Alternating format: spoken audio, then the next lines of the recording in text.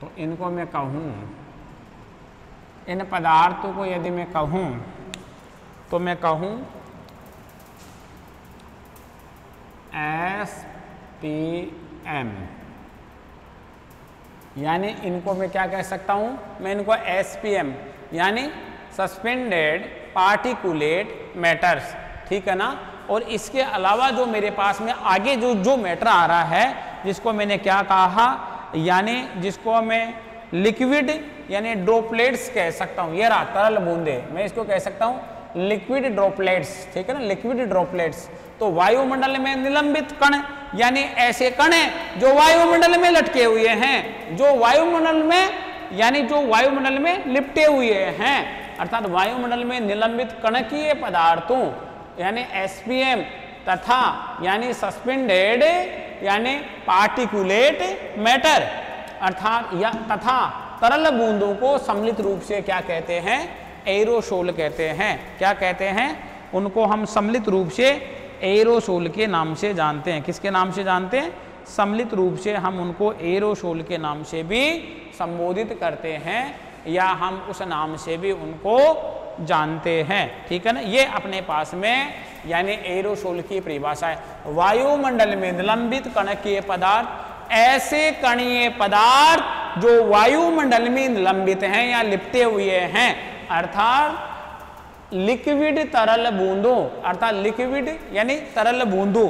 तो मैं कहूं कि लिक्विड ड्रॉपलेट्स को दोनों को एक जगह मिला लिया जाए और उससे जिसका निर्माण होता है उसको हम क्या कहेंगे, उसको हम एरोसोल के नाम से भी जानते हैं। अब इसके हम स्रोतों की बात करते हैं। स्रोत हिमकण, समुद्री नमक, यानी इन एरोसोल के स्रोत की मैं बात कर लूँ आपसे कि एरोसोल का स्रोत क्या है अपने पास में। तो मैं इसके स्रोत की बात करूं, देखिए आप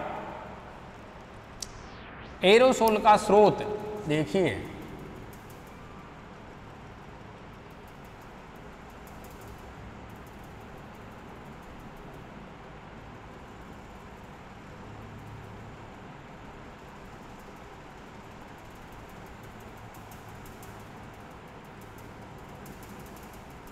एरोसोल स्रोत की बात करूं तो एरोसोल स्रोत के रूप में जो अपने पास में आते हैं, हिमकण, समुद्री नमक के कण, सूक्ष्म मिट्टी के कण, हिमकण,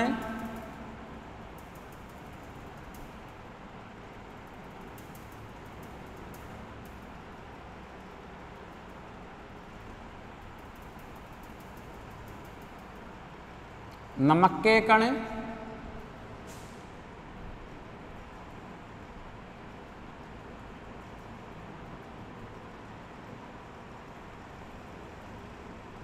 सूक्ष्म मिट्टी के कण, क्या क्या आ रहे हैं, हिमकण, नमक के कण, सूक्ष्म मिट्टी के कण, जो सूक्ष्म मिट्टी है उसके कण, ठीक है ना, राख, कालिक, धुआं के कण, राख,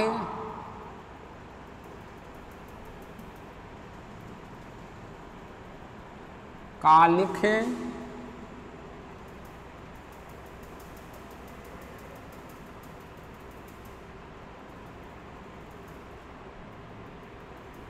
किसके कण, राख, कालिक यानी कालापन, कार्बन जिसको आप कहते हो, धुआं के कण अर्थात धुआं के कण, उल्कापिंड कण, उल्कापिंड,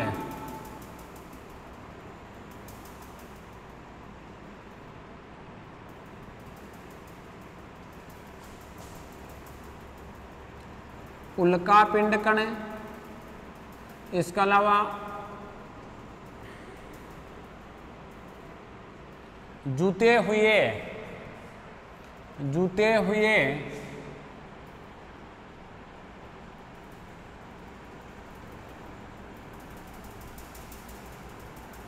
खेतों से, जूते हुए खेतों से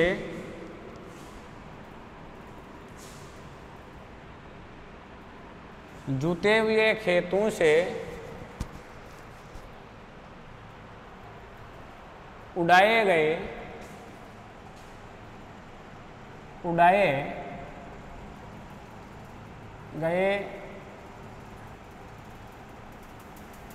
सूक्ष्म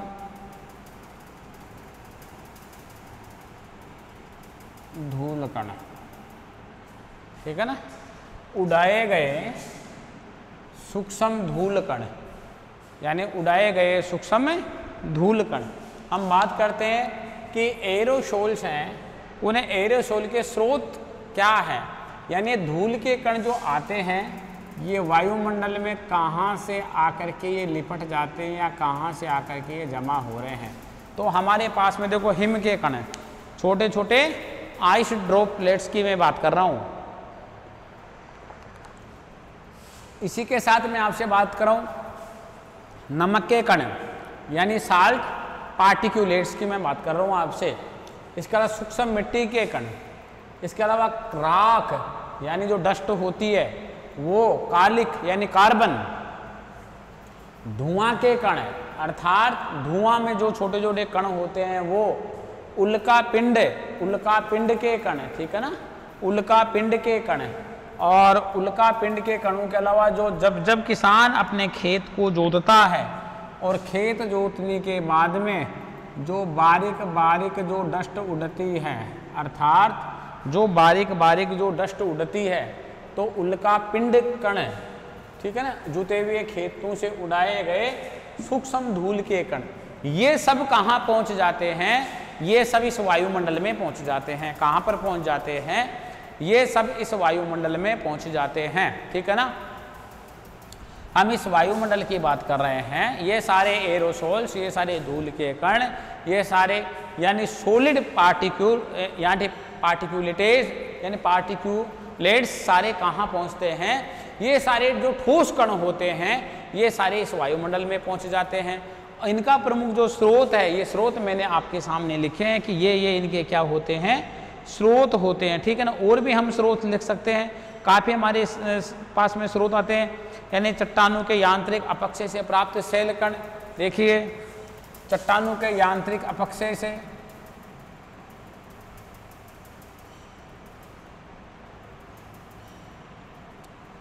चट्टानों के यांत्रिक अपक्षय से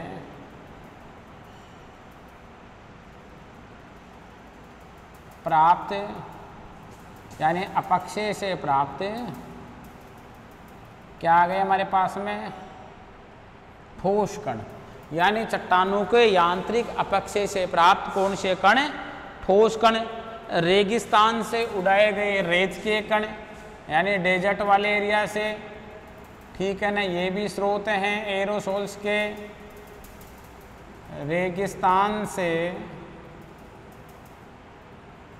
उड़ाए गए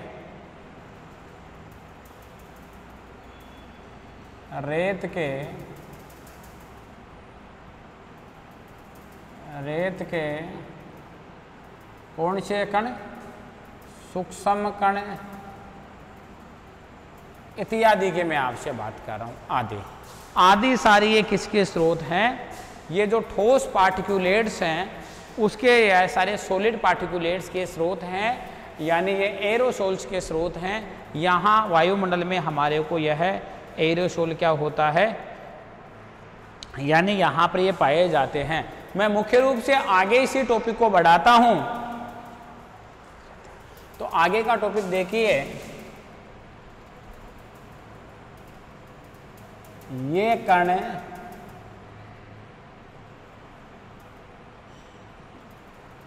हवा में, ये कण हवा में, ये कण हवा में क्या रहते हैं, लिपटे रहते हैं, यानी ये कण हवा में, ये कण हवा में क्या रहते हैं, ये कण हवा में निलंबित रहते हैं। जो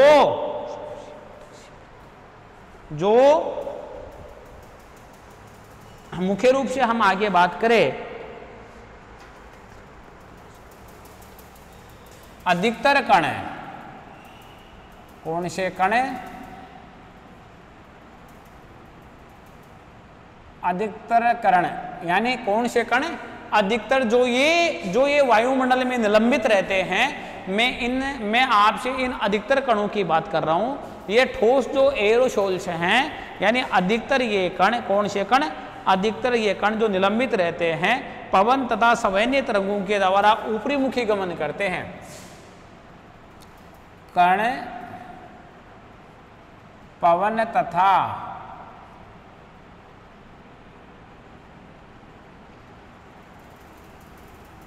संवहनीय पवन तथा संवहनीय तरंगों के द्वारा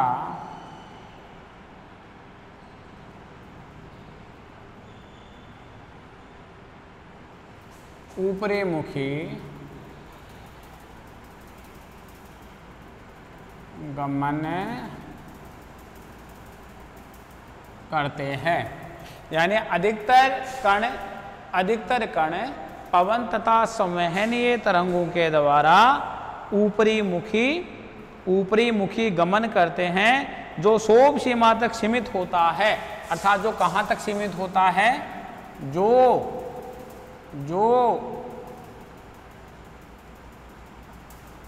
शोभ सीमा, जो कहाँ तक होता है?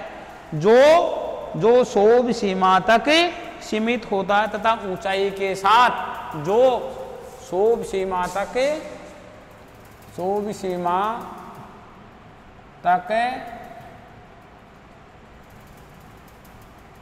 सीमित होता है,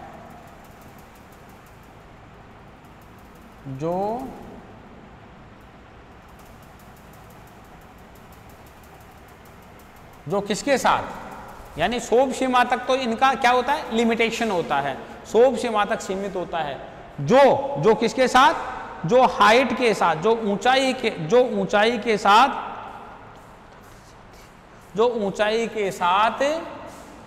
कणकीय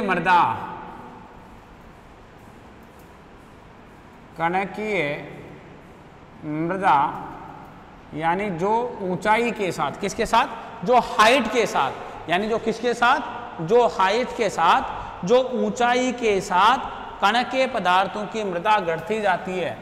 कणकीय पदार्थों की मृदा,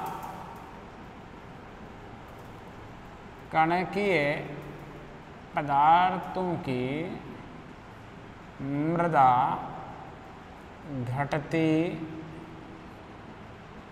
जाती है। देखिए आप, हम बात करते हैं ये कण हवा में निलंबित, यानी ये हवा के साथ क्या रहते हैं? ये हवा के साथ ये कण लिपटे रहते हैं। किसके साथ लिपटे रहते हैं?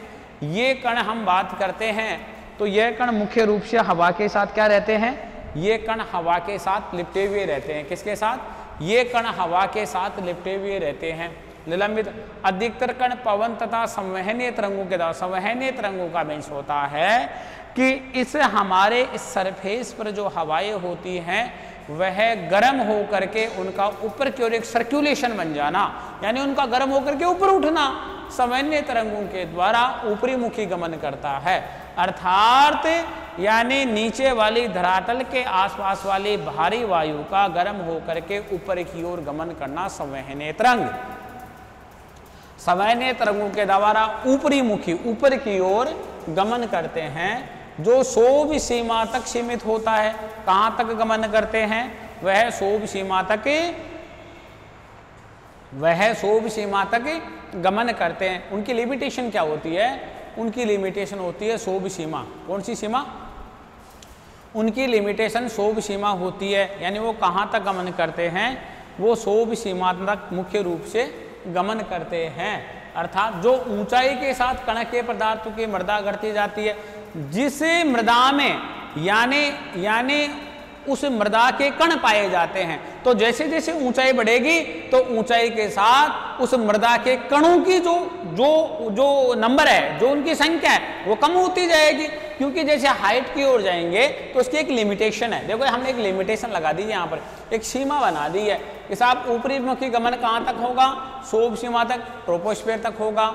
उसके आगे ऊपर यदि वो जाएंगे तो क्या होगा, जो कण के यानी जो मिट्टी के कण हैं, जो पार्टिकुलेट्स हैं, सोइल के जो पार्टिकुलेट्स हैं, यानी उनमें क्या आती जाएगी, उनमें फिर ऊपर जाने के बाद में क्या आ जाएगी, कमी आ जाएगी। तो इसी के साथ ये इस प्रकार का कार्य करते रहते हैं, यानी ये संघनन की प्रक्रिया को प्रोत्साहित करते हैं, यानी एरोसोल।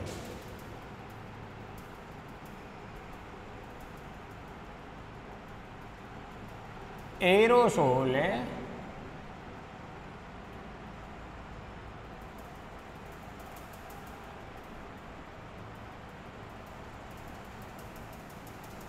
संघनन की प्रक्रिया को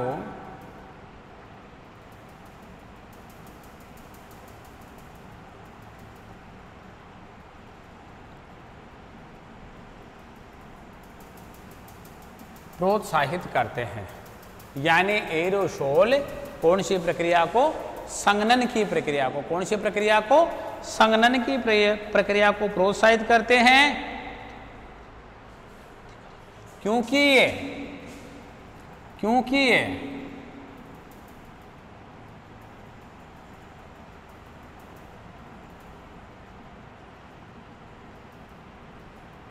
आर्द्रताग्राही, क्योंकि ये कौन, ये एरोसोल, ये एरोसोल, क्योंकि ये आर्द्रताग्राही केंद्र की भांति कार्य करते हैं, आर्द्रताग्राही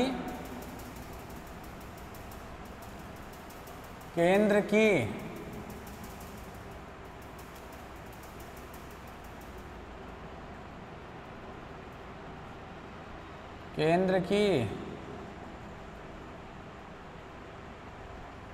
भांति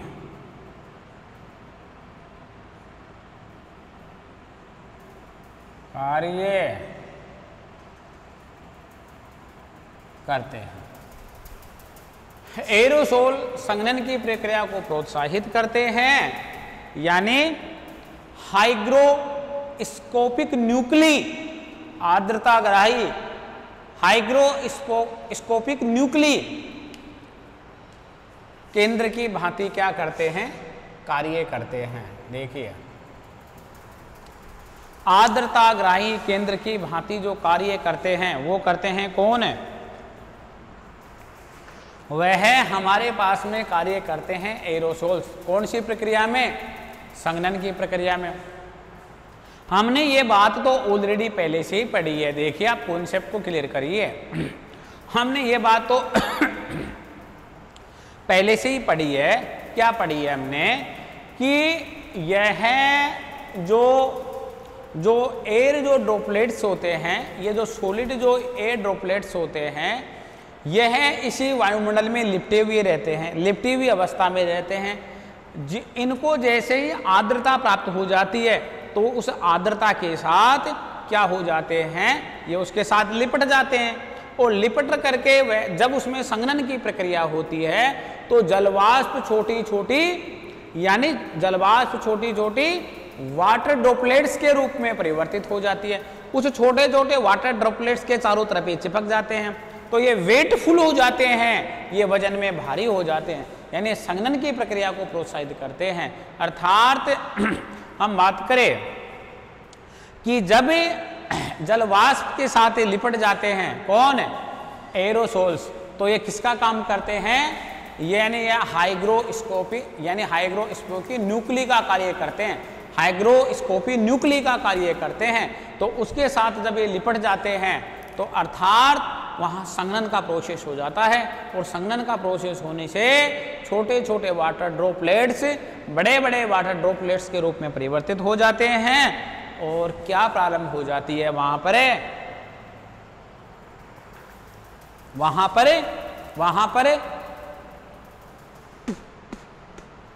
पर वर्षा प्रारंभ हो जाती है। क्या प्रारंभ हो जाती है वहाँ पर वर्षा प्रारंभ हो जाती है। तो हम ये कह सकते हैं कि एरोसोल किसका काम करते हैं, संघनन को प्रोत्साहित करने का कार्य भी करते हैं, यानी इनसे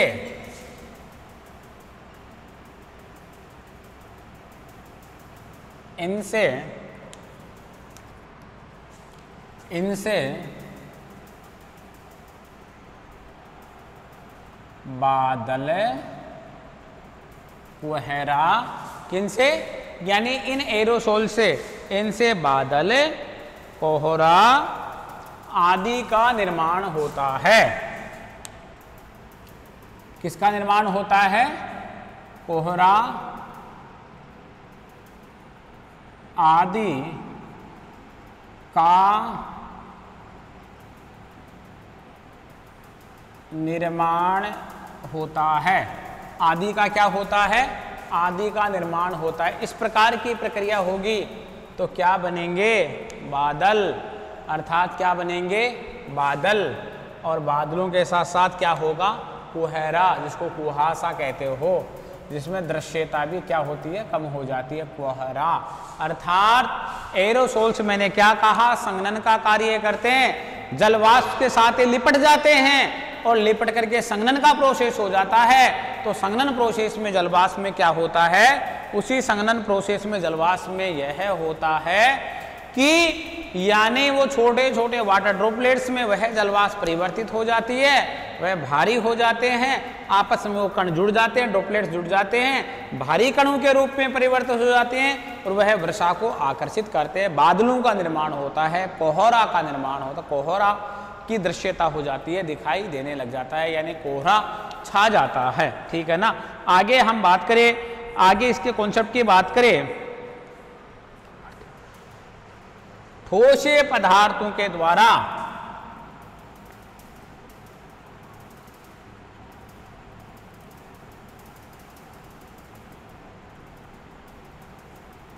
कौन से पदार्थ के द्वारा? कौन से पदार्थ के द्वारा?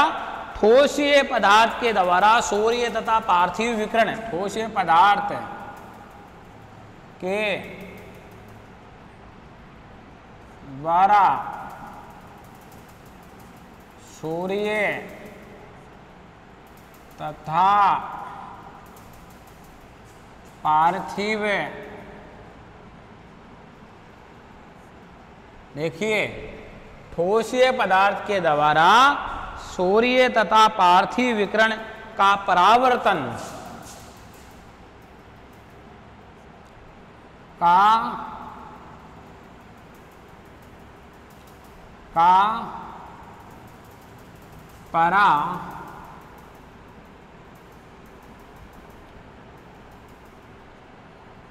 परावर्तन तथा, यानी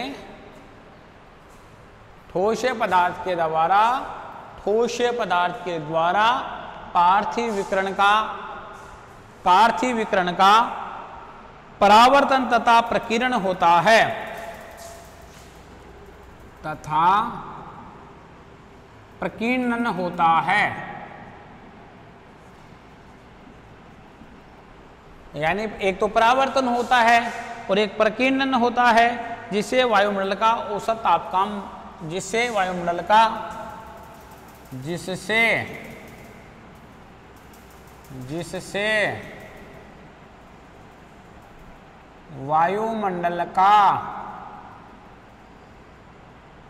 औसत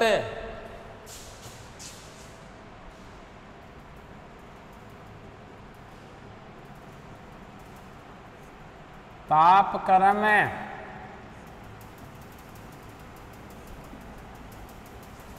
बना रहता है।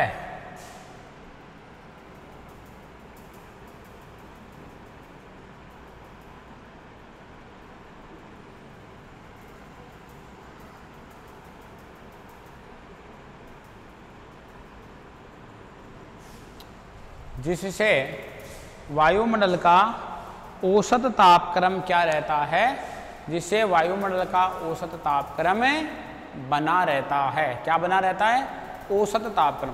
ठोसे पदार्थ के द्वारा सौर्य तथा पार्थिव विकिरण का, सूर्य से आने वाली लघु तरंगे और पृथ्वी से लौटने वाली दीर्घ तरंगे, अर्थात शॉर्ट वेव और लॉन्ग वेव, अर्थात सूर्य से आने वाली लघु तरंगे और पृथ्वी से लौटने वाली दीर्घ तरंगे का परावर्तन, यानी उनका रिफ्लेक्ट होना और उनका फैलाव होना, अर्थात उनका एक तो रिफ्लेक्ट होना, अर्थात एक तो उनका परावर्तन होना और एक उनका परिवर्तन, यानी प्रकीर्णन होना, अर्थात एक तो उनका रिफ्लेक्ट होना और रिफ्लेक्ट होने के साथ साथ उनका क्या होना, उनका यानी प्रकीर्णन होना, अर्थात जिससे क्या होता है, जिससे इस वायुमंडल का कौन सा टेम्परेचर बना रहता है, जिससे इस वायुमंडल का एवरेज जो टेम्परेचर है वो एवरेज टेम्परेचर बना रहता है।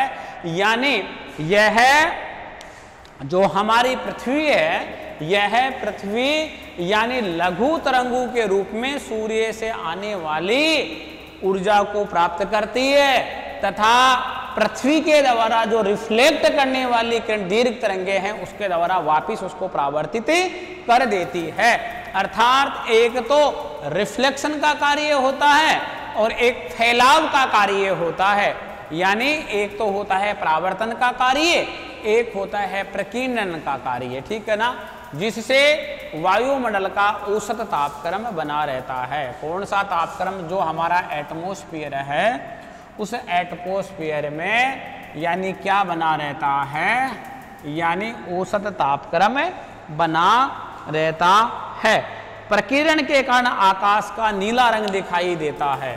देखिए आप, ये सारे किसके काम हैं, प्रकीर्णन के काम हैं।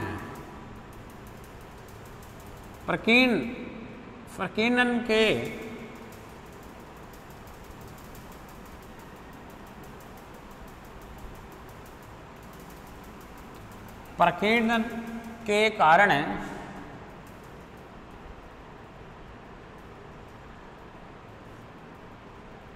आसमान का नीला रंग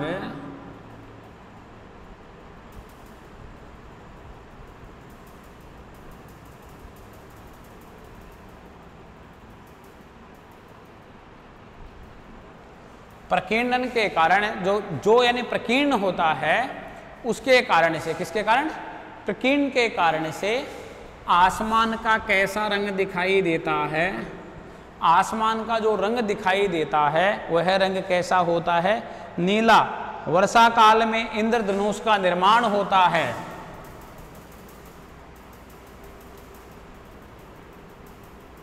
वर्षा काल में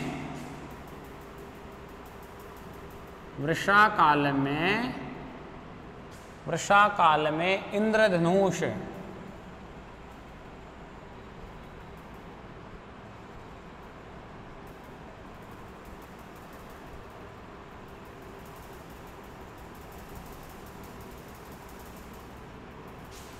का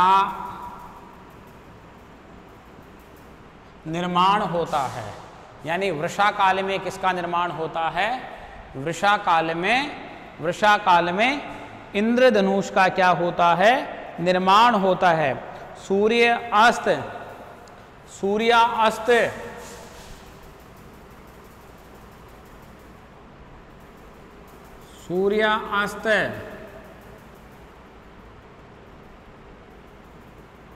एवं सूर्योदय के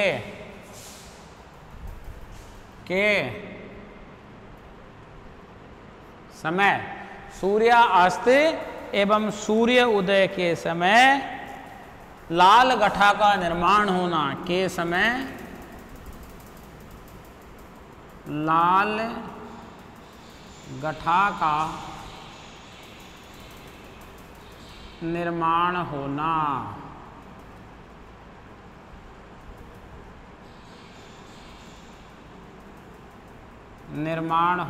आदि, ठीक है ना।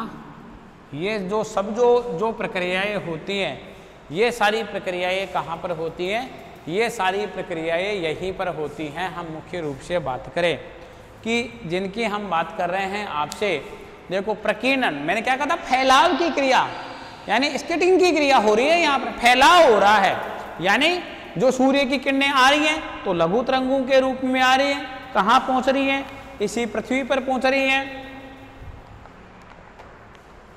लघु और लघु दीर्घ तरंग का रूप धारण कर रही है, इसका मतलब अर्थार्थ वह पार्थिव विकिरण है